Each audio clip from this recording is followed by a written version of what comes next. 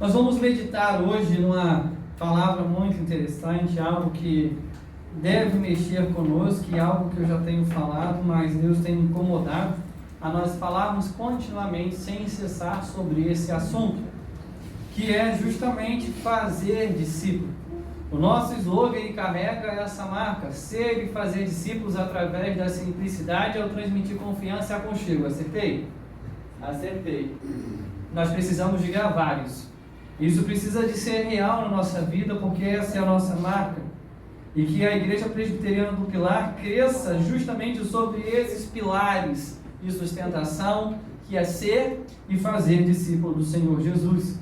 Interessante que na semana passada nós vimos alguns aspectos sobre o que é ser discípulo com o reverendo Homer. E nessa semana nós vamos ser então,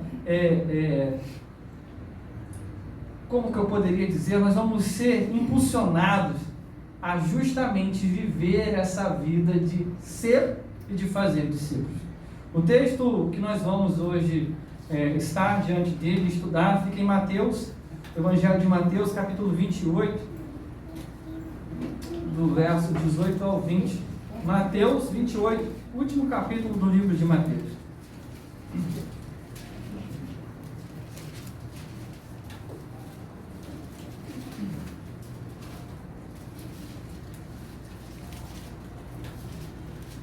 Mateus capítulo 28, do verso 18 ao verso 20. É o último capítulo e os últimos versículos do Evangelho de Mateus.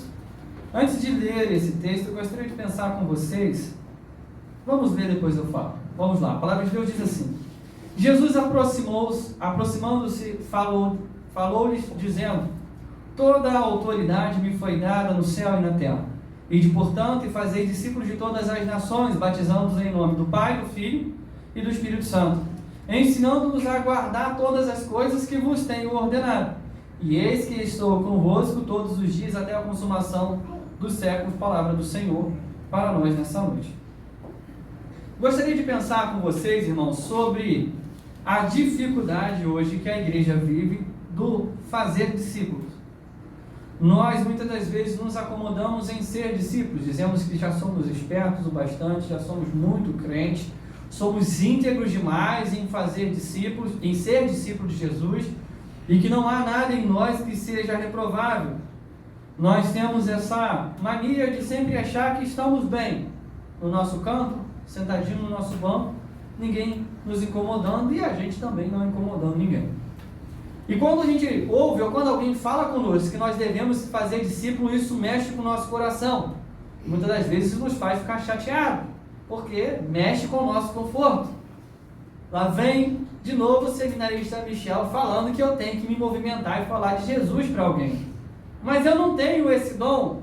Muitas das vezes é uma das desculpas que nós damos.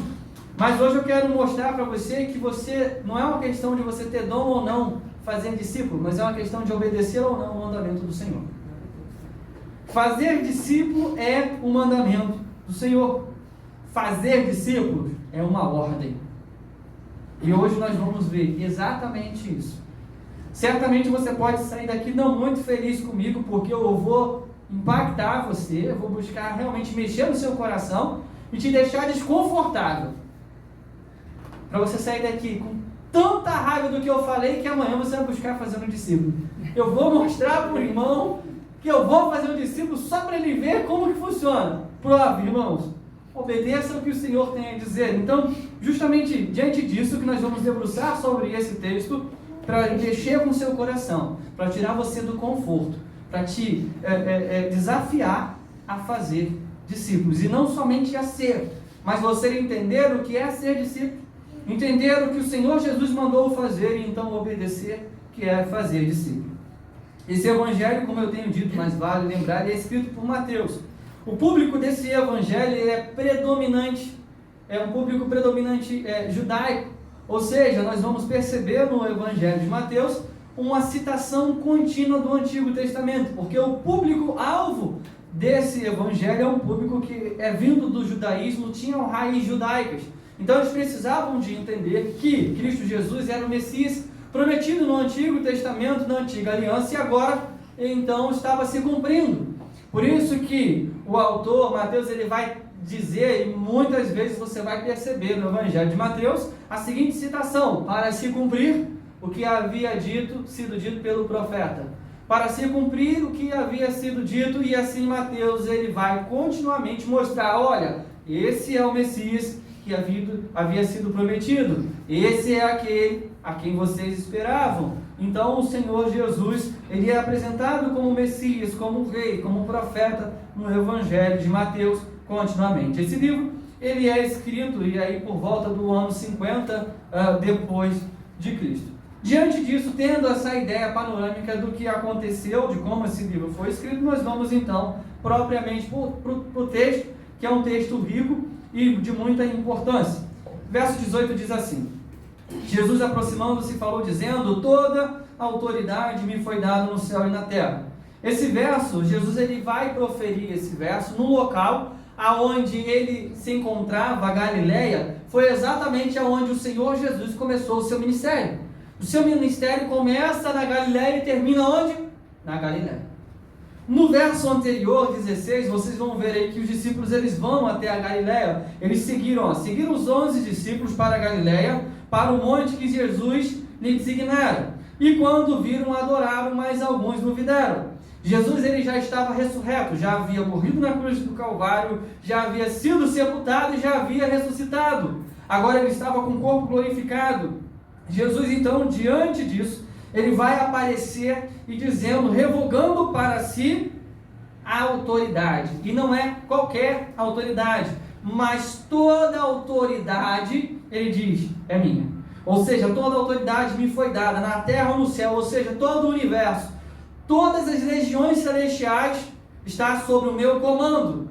Jesus está dizendo o seguinte: até a morte, que era um dos maiores inimigos, já foi vencida. Ou seja, nem o diabo tem poder algum de fazer alguma coisa no inferno. Ninguém faz nada se eu não mandar. Jesus está dizendo exatamente isso. Ele está reivindicando toda a autoridade. Ele está deixando claro que nenhum inimigo mais tem poder de vencê-lo ou de vencer os seus. Jesus está dizendo o seguinte: olha, foi consumado. O véu se rasgou de cima a baixo. Você tem livre acesso. Todo o poder me foi dado. Não que o Senhor Jesus tivesse o poder limitado antes da morte e ressurreição, mas o que ele está dizendo é o seguinte: aquilo que havia nos separado o homem de Deus, não tem mais esse poder, porque eu sou a ponte. Foi eu que morri na cruz do Calvário, te dei agora esse livre acesso e todo o poder me foi dado. A morte mais não tem poder sobre a vida daqueles que creem. Por quê? A morte para aqueles que creem é a passagem para a vida eterna. Então Jesus está dizendo exatamente isso. Todo o poder me foi dado, nada mais pode vencê-los. Interessante uma citação de N. Barclay. Ele fala o seguinte: este evangelho começou com uma afirmação de Jesus, que Jesus era da linhagem real de Davi, e registrou que enquanto criança foi reconhecido como rei dos judeus, e pelos astrólogos vindo do Oriente. Agora, depois de ser crucificado como rei dos judeus, ressuscitou dos mortos e em seu estado glorificado como Cristo ressurreto, sem reservas, arroga-se a posse de completa autoridade no céu e na terra. Com esta anotação, termina o Evangelho. Ou seja, o Evangelho ele começa dizendo que Jesus era o rei dos judeus, que era da linhagem real de Davi, e o interessante é que ele morre como rei dos judeus. O que escrevem lá na cruz dele? Eis aí o rei dos judeus. Exatamente isso. E Jesus então no final do Evangelho de Mateus ele mostra onde ele começou o ministério dele e aonde está terminando o seu ministério terreno. E ele diz: toda a autoridade é minha. Ou seja, aquele que irá comissionar agora os seus discípulos está dizendo: eu não sou qualquer um. Eu sou aquele que venceu a morte. Eu sou o eu sou. Ou seja, eu sou o Todo-Poderoso. Eu sou de eternidade a eternidade. Eu sou o Rei dos Reis, o Senhor dos Senhores. É justamente isso que o Senhor Jesus está falando, irmãos. Não é qualquer um que está dizendo: vai e faz discípulos, não. Os discípulos estão diante do Rei Supremo, do Senhor dos Senhores, do Filho de Deus, da imagem do Deus invisível. Então, somente, simplesmente, sabe? Jesus que está falando assim, agora ouça o que eu vou dizer para vocês. Já disse quem eu sou, já disse o poder que eu tenho, agora vocês vão então entender o que eu tenho para dizer para vocês. E o verso 19 a 20 vai começar a nos apresentar algumas verdades que nós precisamos entender sobre a grande comissão, sobre o que então vai girar em volta e o que nós podemos perceber dessa grande comissão que o Senhor dá então aos seus discípulos. A primeira coisa que nós podemos aprender, que nós enxergamos nesse texto aí, no verso 19 diz: ide, portanto, e fazei discípulos de todas as nações, batizando em nome do Pai, do Filho e do Espírito Santo. Algumas pessoas têm a ideia de colocar a ênfase no ir. Nós precisamos ir. E por isso pensamos continuamente em enviar missionários, enviar dinheiro para campo missionário, porém esse texto, a ênfase não está no ir, mas, na medida que for, façam discípulos. O verbo está dizendo o seguinte: indo, vocês precisam de fazer discípulos. Quando você se converte, então, amadurece na fé, você precisa de frutificar. Então, Jesus está dizendo que o cerne da grande comissão, a essência da grande comissão é fazer discípulos e não ir. Entende? A ênfase não está em ir para o campo missionário, a ênfase está em fazer discípulos enquanto você caminha.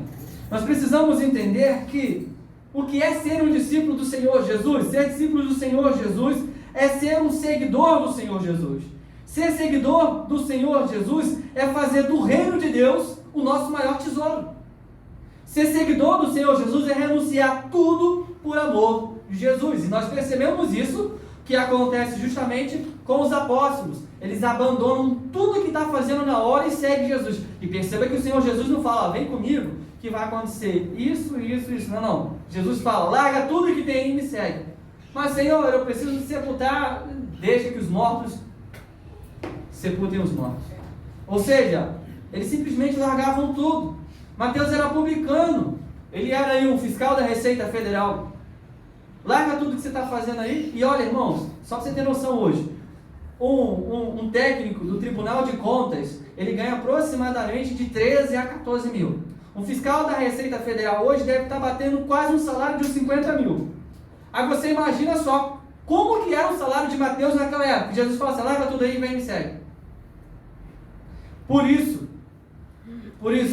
que Zaqueu sobe em cima da árvore e fica doido. Eu preciso saber quem é que levou um dos meus, porque a paga era muito boa, o salário era muito bom, e alguém dos meus se converteram, então eu preciso saber quem é esse Jesus.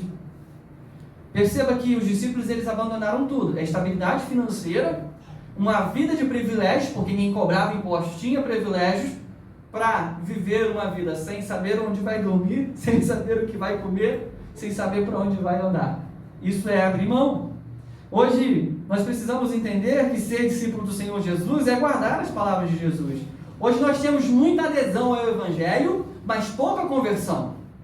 Muitas pessoas dizem: eu sou cristão, mas não se converteram. Nós temos grandes ajuntamentos, mas pouco quebrantamento. Muitas igrejas cheias, mas de pessoas vazias de Deus. E nós precisamos de entender que ser discípulo do Senhor Jesus é viver e fazer discípulos. Nós precisamos entender que o centro é esse. Primeiro eu entendo que eu sou discípulo do Senhor Jesus, depois eu preciso replicar isso. Se é algo bom, eu preciso de comunicar. Uma outra coisa que nós percebemos nesses versos 19 e 20 é o alcance da grande comissão. Ela não é algo local. Nós não podemos dizer o seguinte: o Senhor Jesus, ele é suficiente e somente o pilar precisa de Cristo. Não. Todas as nações. O Senhor Jesus está dizendo para eles o seguinte: todas as nações da terra, não é somente os judeus, não é somente esse povo daqui, mas vocês precisam de ir e fazer discípulos de todas as nações. Perceba que Paulo fez exatamente isso. Não importa onde Paulo estava indo, ele ia, e onde ele estava, ele falava do Senhor Jesus. E em muitas viagens dele, igrejas foram plantadas, pessoas foram salvas, foram redimidas pelo Senhor Jesus. Ou seja, fazer discípulos de todas as nações não tem raça, não tem cor, não tem status financeiro, nada. Cristo Jesus, ele é suficiente para todos, para o rico, para o pobre, para todas as etnias, para todas as nações de todo o mundo. o Senhor Jesus é a solução. Então, por isso, nós precisamos de entender que o alcance da grande comissão, ela se estende por toda a terra. Outra coisa, outra implicação da grande comissão é que, primeiro, há uma integração de novos convertidos. Nós precisamos entender que fazer discípulo implica integrar aquele que está chegando à nossa família na fé. Nós fazemos discípulos através da simplicidade. Então chega um novo convertido, nós acolhemos, mostrando que somos aquele que acolhe, que aqui é um local aconchegante para ele ficar, que nós somos um público e somos um povo confiável. Então por isso eles podem caminhar conosco. Então nós precisamos de entender que nós precisamos fazer discípulos. E o interessante é que fazer discípulo batizando em nome do Senhor Jesus é o seguinte, o batismo, ele é uma forma de integrar aquele que está chegando. E aí a gente pensa o seguinte, beleza, eu convidei alguém, ele aceitou a Cristo Jesus na minha igreja e agora ele já foi batizado. Eu não preciso mais de fazer nada. Já é suficiente. Negativo, porque batizando em nome do Pai, do Filho e do Espírito Santo. E o verso 20 começa com o quê? Ensinando a guardar todas as coisas que vos tenho ordenado. Ou seja, quando a gente então traz alguém, convida alguém para a igreja, essa pessoa se converte, ela começa a caminhar conosco. Eu simplesmente deixo ela solta dentro da igreja? Não. Eu vou caminhar com ela, fazendo o quê? Ensinando. Assim como eu sei, eu aprendi, e o interessante, irmãos, não é caminhar e não é sentar e falar assim, vamos sentar na nossa linha e eu vou te ensinar as coisas. Não, é viver com essa pessoa, é ligar para essa pessoa e falar como é que você está hoje. O interessante é que o discipulado que eu tenho feito com os jovens aqui da igreja é justamente a primeira pergunta que eu faço como é que você está? Como é que foi seu dia? E aí, está tudo tranquilo? Porque por mais que eu queira trabalhar na palavra do Senhor com alguém, primeiro eu tenho que saber como que essa pessoa está dizendo o seguinte, olha, eu me importo com você. E então eu caminho com essa pessoa. O interessante é que a grande comissão, ela nos manda, à medida que nós formos e caminharmos, fazer discípulo, mas nós precisamos de entender que ensinar é parte do fazer discípulo. Irmãos, 30 minutos é muito pouco para alguém ser instruído na palavra do Senhor. 1 hora na nossa EBD ainda é pouco para alguém ser instruído. Por isso que requer de nós um contato direto, caminhando, ensinando. Irmãos, todos nós temos essa capacidade de ensinar. Se você já é uma senhora, certamente você tem muito que ensinar sobre como uma recém-casada deve se comportar num casamento, para que o casamento seja durável. E o interessante é que Paulo vai falar isso a Timóteo, Paulo vai exaltar sobre essas mulheres, e o interessante é que muitas das coisas que Timóteo aprendeu não foi com Paulo não. Paulo vai ressaltar a vida da avó de Timóteo piedosamente sobre a vida dele. Percebe que todos nós podemos, imagina só, você acha que a avó de Timóteo imaginava quem seria Timóteo? Mas uma coisa ela fez, ela cuidou dos seus. E a gente acha que fazer discípulo é só com alguém na igreja. Não, nós fazemos discípulos dentro da nossa família. Nós precisamos de aprender a cuidar um dos outros. A palavra do Senhor nos diz o seguinte, vós sois meus amigos, se fazeis o que eu vos mando. Se fazer discípulo é um mandamento do Senhor, cabe a mim questionar ou obedecer?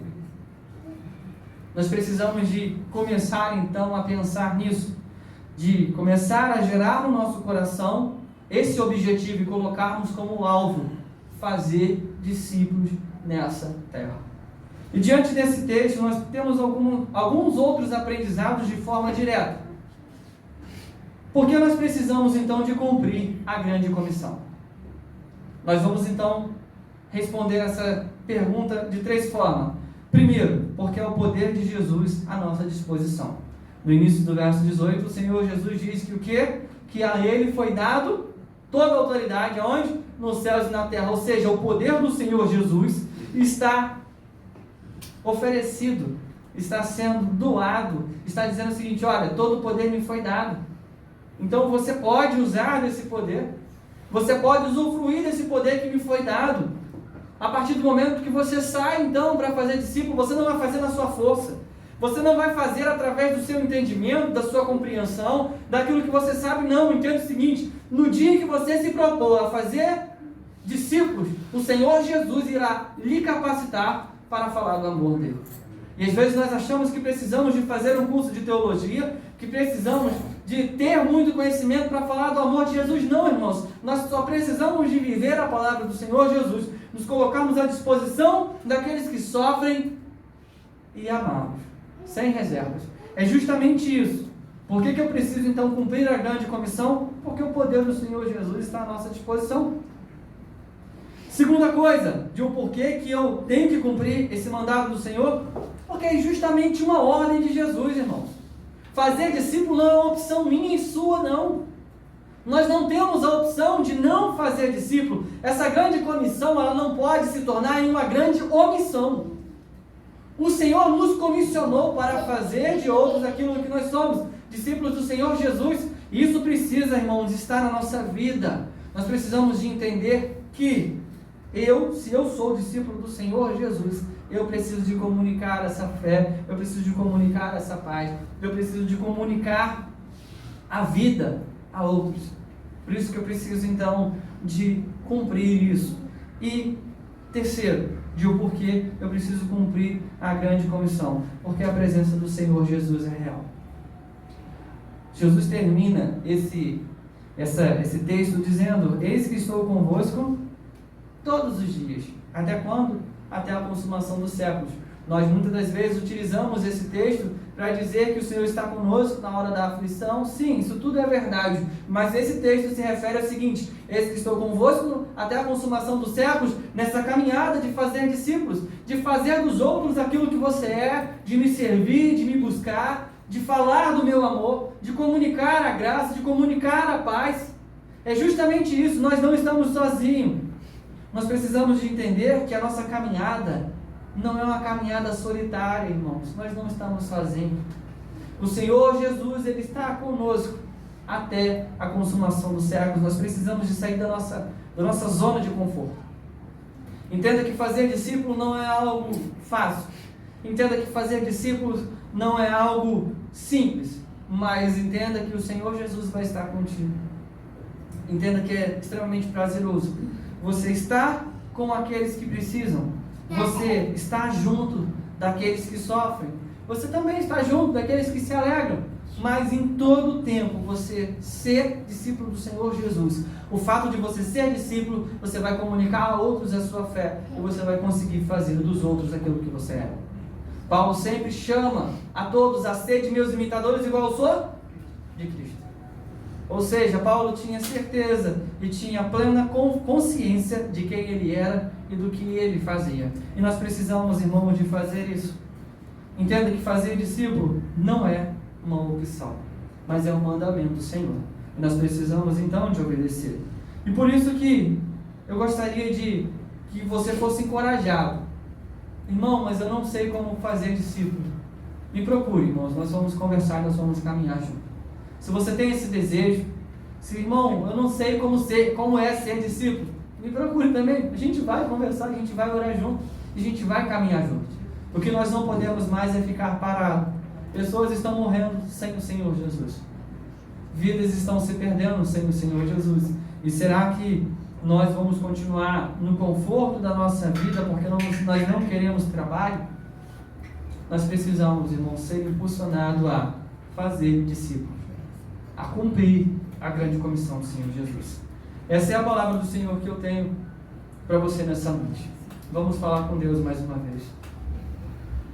Senhor Deus e Pai, nós estamos, Deus, diante de Ti, agradecidos, Deus, pela Tua palavra, agradecidos, Deus, pelo Teu amor. Deus, nós pedimos, Deus, querido, a Sua iluminação sobre nossas vidas, ó Pai, nos ajude, Senhor, a entender a Sua palavra, nos ajude, Senhor, a entender o que o Senhor tem para nós. Deus, fica conosco, Senhor amado, nos instruindo, nos ensinando, Deus, a fazer a Sua vontade, ó Pai. Essa oração, Deus, que eu faço em nome do Senhor Jesus, eu peço a Ti, ó Deus, que nos capacite a fazer discípulos.